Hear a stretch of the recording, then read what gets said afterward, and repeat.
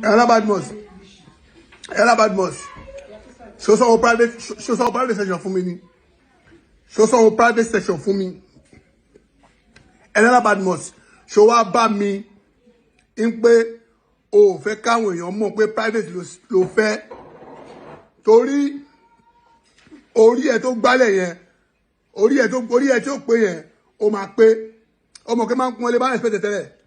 O ló sì pé Abuja tó ti pàdé mi jẹ́ ó ní kó mo sá fún ẹ.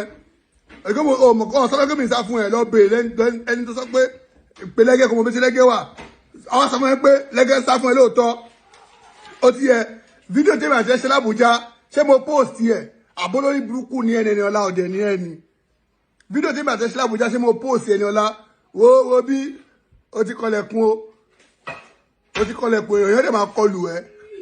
Ó ti yẹ èèyàn máa kọlù ẹ. Tó lórí òpè ni ó sọ fún mi pé ṣé ó ń jẹ́ ìgbèkè lórí tèmi ni àbólórí burúkú ni ẹni. Ó ẹ̀ máa ń ṣe ìbò sọ o.